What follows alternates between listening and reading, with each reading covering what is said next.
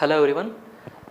In previous sessions, I have explained the different types of errors which we come across while surveying, and I also described you regarding the sources of errors. So pertaining to the types of errors, we know that there are cumulative errors, there are compensating errors and systematic errors too. And even mistakes come under errors. And pertaining to chaining, today we discuss about the errors pertaining to chaining. So chaining is a term used if the measurements if the horizontal measurements are done using tape or chain, that is chaining. So not only chain is referred as chaining. If I use chain, then it is not chaining. If I use chain or might be tape, then it is referred as chaining. So the first, this is the list of the errors in chaining while chaining. So let us discuss about this one by one. So let us take the first one, that is incorrect length of the tape or chain. So this is an error due to incorrect length of the tape or chain. This error was discussed in the previous session itself. I have explained the theory regarding this, and I also solved various problems regarding this, isn't it? Is it not? That means if I use a tape which is greater than the designated length to measure the survey line, then it will measure lesser. Is it not? If this is 10 meter survey line, the true distance of this survey line is 10 meter. If I use a tape which is greater than the designated length of the tape, then it will measure lesser than this. It might measure 9 or 8 meters. Isn't it? That means error here is negative. Is it not? If I use a chain or tape which is lesser than the designated length, then it will measure more. Then the error will be positive. Is it not? So the first error is said to be cumulative, or first I will write, it might be positive or negative as we have seen here, but remember it is always cumulative. It might be positive error or it might be negative error, but it is cumulative. Why? This incorrect length of the chain remains same all throughout the measurements. That's why it is cumulative. It will not compensate or it will not change with time. It will remain same all throughout. Hence it is cumulative. It is the error will accumulate along the measurements done, as the measurements done. So this is regarding the first error. Second error is bad ranging. What is bad ranging? How come a bad ranging will be an error in chaining? So if this is two stations A and B, if it is perfectly aligned or if it is perfectly ranged, then the line will be like this. If the ranging is done out of the line, somewhere another intermediate point C is somewhere located out of the line here, then what happens? So there is a development of horizontal curve, or somewhere as it is shifted somewhere, the distance will increase from A to B. That means this error is always positive, isn't it? This will be the greater in length when compared to this. Is it not? Hence, this error is considered as positive error, and also it is cumulative. Is it not? It will also remain same all throughout if I adopt bad ranging. And the next one is tape not stretched horizontally. Very interesting thing. If the tape is not stretched horizontally, in the previous session I think I have explained regarding the ranging or taping on sloping grounds. If I consider this sloping ground, in order to measure the horizontal distance, I need to stretch the tape horizontally. If it is not stretched, then what happens? Suppose if I stretch like this, and I will consider it as horizontal distance, Is it correct? This is not right. This is right. But on comparing, this will be more when compared to the true horizontal length. Hence, this error is also positive and it is cumulative. Okay, remember.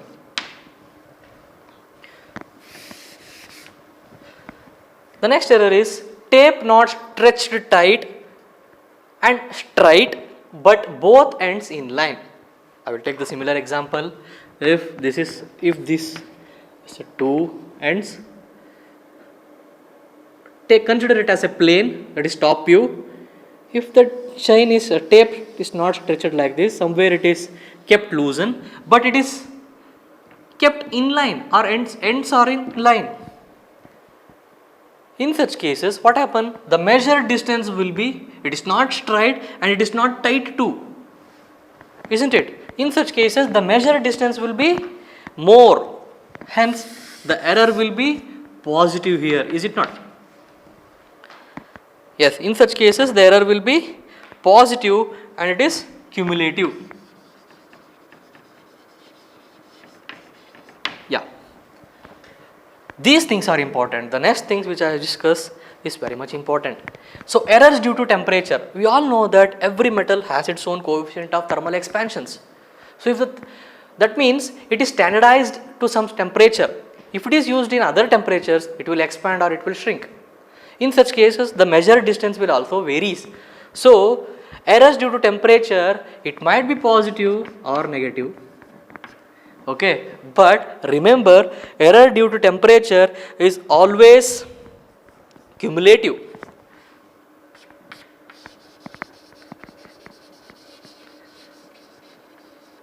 Temperature will not change frequently. Hence, it is considered as cumulative, or it might be considered as compensative also, but it often considered as cumulative. Variation in pull, it is very much important. You should know this. You should know this. While measuring a distance using tape or chain, it should be pulled with some standard pull. It is mentioned by the standards. It is mentioned in the standards itself. It should pulled with some standard pull, with some force.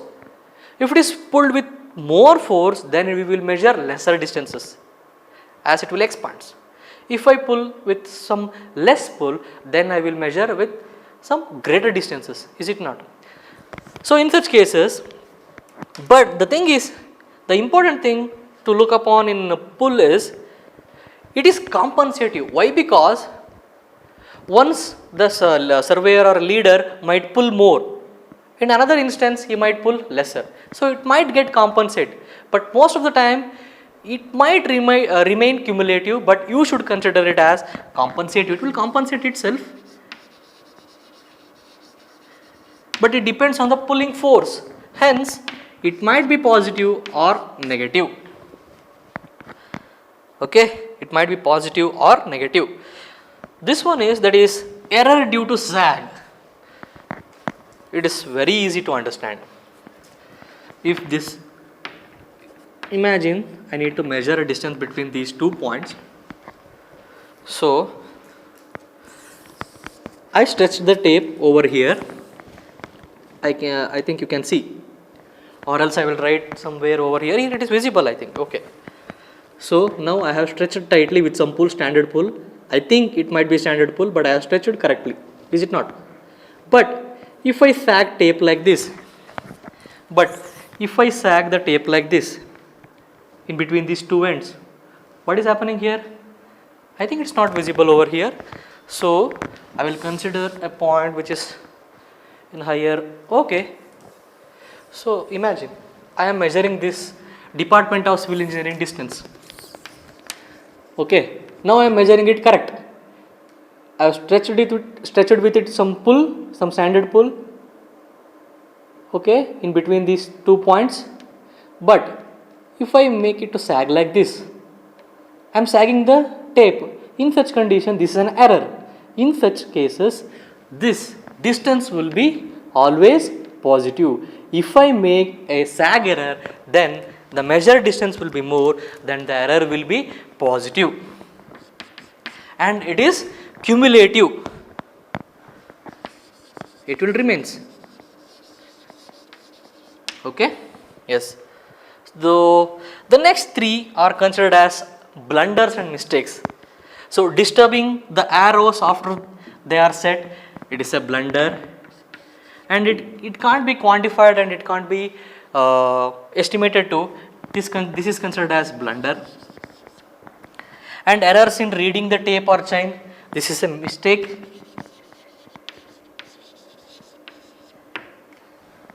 And incorrect counting of the tape lengths, this is also a blunder. These things could not be quantified, hence it is considered as blunders and mistakes. So these are the errors while chaining or in chaining. So it is why we need to know the errors in chaining. Why I have listed these things, so many things over here. That means we need to correct these things. So corrections should be given to these errors. So the next concept is corrections for tape errors or chain errors. Usually we consider for tape. So in the next concept, let us discuss about the tape corrections or corrections to be given for the errors occurring while using tapes. Okay. As of now, we came to know what are the different errors that occur while chaining, and I mentioned that we need to find the corrections for those and we need to quantify those corrections in order to get a true distance or true measurements in survey line measurements or any measurements during horizontal measurements. So these are the different corrections given which we use often, and these are the corrections given to the errors which occur often. So this is the correction for absolute length, correction for temperature, correction for pull or tension. Pull is also mentioned as tension, correction for sag, correction for slope. Let us discuss one by one. So if I take correction for absolute length into account, though this is the formula which we use in order to get the correction for absolute length. Absolute length, I already mentioned that this is the correction given for the incorrect length of when the incorrect length of chain or tape used. So this is completely regarding tape corrections, remember. Okay, when the incorrect tape length is used, so this is the formula which we use in order to get the correction. So in this formula, where CA is the correction for absolute length, L is the measured length of the line, measured length of the survey line, where small letter C is correction per tape length. So this correction per tape length is nothing but absolute length of the tape or incorrect length of the tape. This is a difference between incorrect length of the tape to true length of the tape or designated length of the tape, and also small l is designated length of the tape. So in this you should remember the nomenclature will vary. That means the cap letter L, here it is measured length of the line, and small letter l is the designated length of the tape. Earlier equation which we discussed regarding the incorrect length of the chain, incorrect length of the tape or chain lengths, here it was vice versa. So don't get confused. So let us move on to the correction for temperature. So this is the formula which we use in order to get the correction for temperature. So Ct is equal to alpha multiplied with Tm minus difference between the temperatures, that is Tm minus T naught into L, where alpha is the coefficient of thermal expansion. We know that Tm is the mean temperature in the field during the measurement.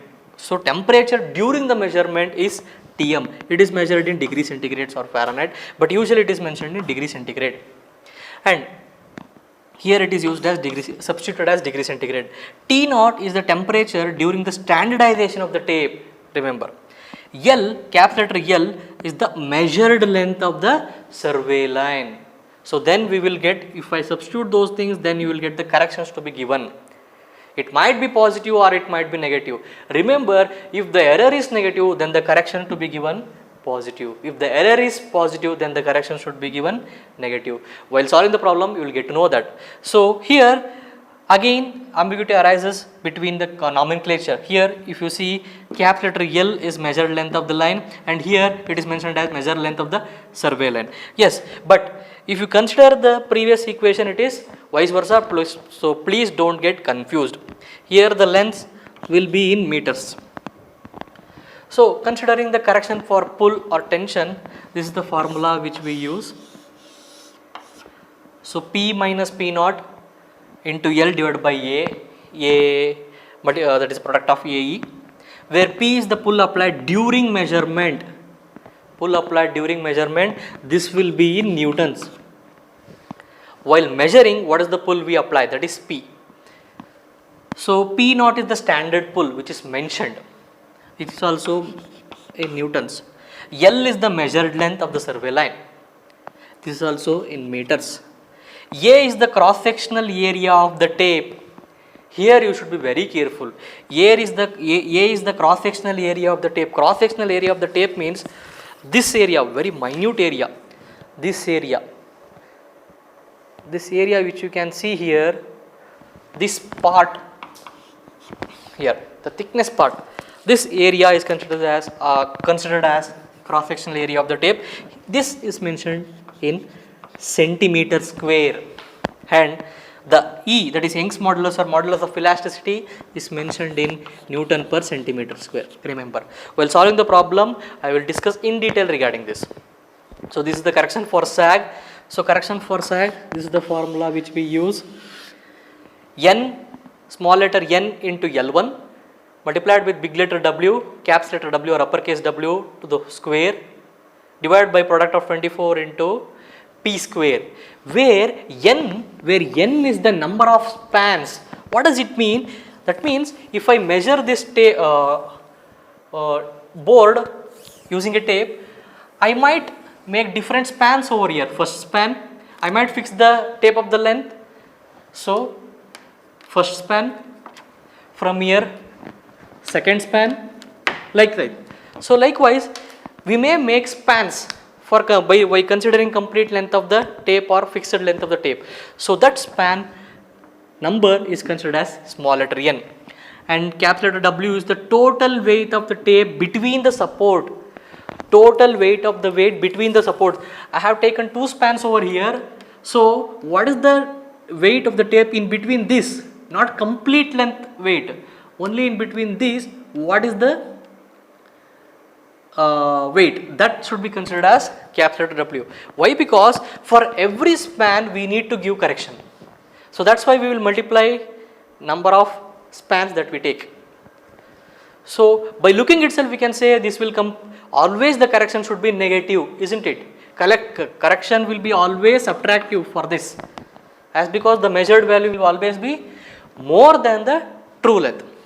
And P is the applied that is applied pull while measuring, and this is the correction for slope. Here two cases arise, that is when theta is there, when the slope, if I want to measure a horizontal distance in over here, if theta is the given slope, then Cg is equal to L into 1 minus cos theta. This is the correction formula which we need to adopt. But you should know this, always the slope correction will be subtractive. That is that I have not mentioned here, but while solving problems I will mention that. And also, if the difference in elevation given, this is the formula which we use, 1 by 2, that is half into h square divided by L. This is also in slopes, always this correction should be given is negative. Why? Because error will be positive. The distance measured over the slope in order to measure the horizontal will always be more. In such cases, the correction should be given will be subtractive. We should subtract, then only I can get the original horizontal length.